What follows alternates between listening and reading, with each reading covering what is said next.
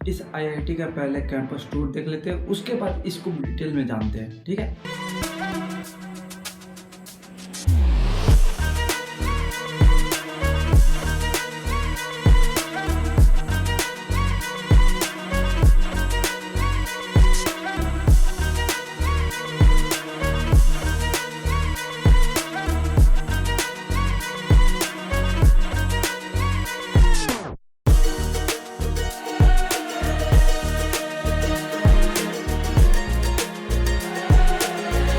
आज बात करने वाला है आईआईटी इंदौर के बारे में। अगर आप जेईई एडवांस क्वालिफाई कर लो, अच्छे रैंक नहीं आए यार, कट ऑफ भी आप मैच करने नहीं आ रही, कितने कट ऑफ पे ये कॉलेज मिलेंगे, तो मैंने प्ले लिस्ट पूरा बना चुका हूँ पूरे कॉलेज के, तो चेकआउट कर सकते हो। आईआईटी के चाहे एनआईटी के, ये सारी चीज़ का प्ले लिस्ट बना चुका हूँ, ठीक है ना। तो आपको आसानी से जो सा काउंसलिंग में आपको जो है कॉलेज फिलअप करने में आपको आसानी हो जाएगी, ठीक है ना। चलो फिर वीडियो की स्टार्ट करते हैं।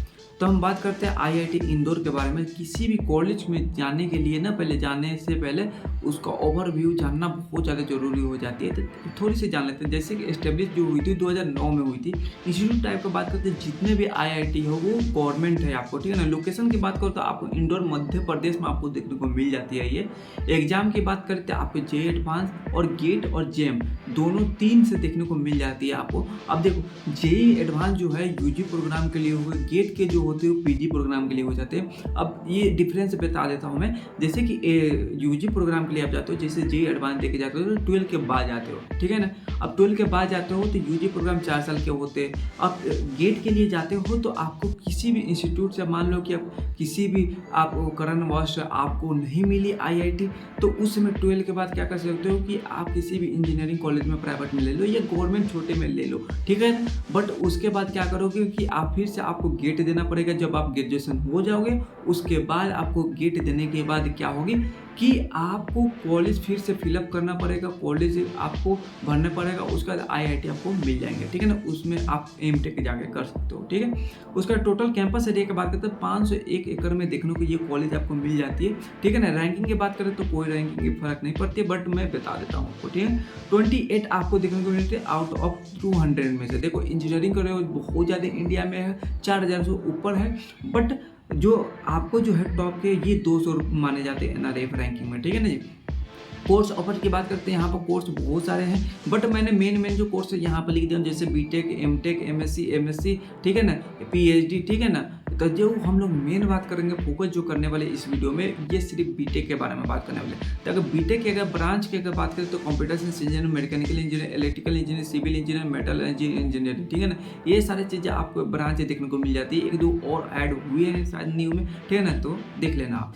फी स्ट्रक्चर की बात करते हैं, यहाँ पर बहुत सारे फी स्ट्रक्चर देखने को मिल जाते हैं यार, क्योंकि आप अगर इसमें कैटेगरी में आते हो तो इस कैटेगरी में, अगर SC ST हो तो ये कैटेगरी में आते हो, फिर इनकम जो है आपको 1 लाख से 5 लाख के बीच में आते हो तो ये देखते हो। पर हम लोग जनरल को ओवर बात कर लेते हैं, जो कि आपको बीटेक जो होती है 4 साल की होती है। अब 4 साल में कितने फी लगेंगे, तो टोटल जो है आपको 9 लाख रुपए देखने को मिल जाती है, जिसमें 4 साल में आपको 8 सेमेस्टर देखने को मिल जाती है। आपको इस बात का ध्यान रखना, ठीक है ना।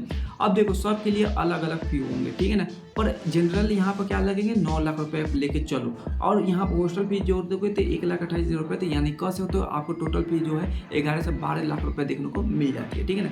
एलिजिबिलिटी क्राइटेरिया सबसे मेन करते हैं कि आपको जो कॉलेज में सारा चीज़ कर रहे हो आपको पता ही नहीं हो कि क्या चीज़ होनी चाहिए, ठीक है ना। तो एलिजिबिलिटी क्राइटेरिया में आपको जो फिजिक्स, केमिस्ट्री, मैथ और आपको इंग्लिश में होना जरूरी है, ठीक है ना। अगर आप बायोलॉजी ये सारी चीज़ में जाते हो तो बायोलॉजी आप एक्स्ट्रा में रख सकते हो एडिशनल में, ठीक है ना जी।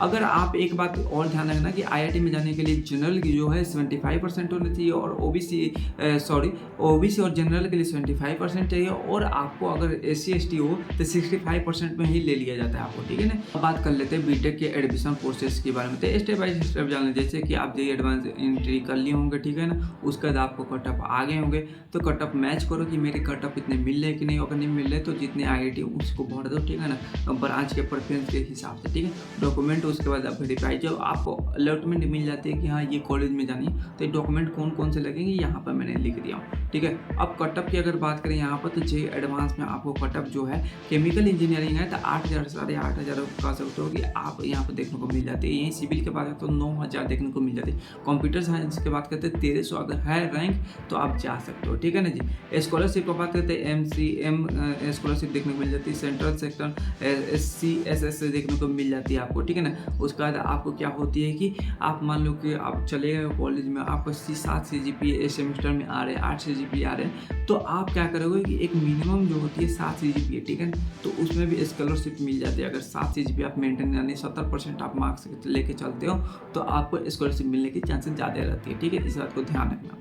ठीक है, प्लेसमेंट ओवरव्यू की अगर बात करते हैं, यहाँ पर सबसे मेन आती है जो, और यहाँ पर कंपनी जो आई गई है यहाँ पर, तो 110 आपको पार्टिसिपेट हुए थे जो कंपनी में बैठे हुए थे। ठीक है, उसके बाद आपको एवरेज सिटी अगर बात करें तो 23 लाख रुपए देखने को मिल गई थी। हाईएस्ट अगर बात करें तो 56 लाख रुपए देखने को मिल जाती।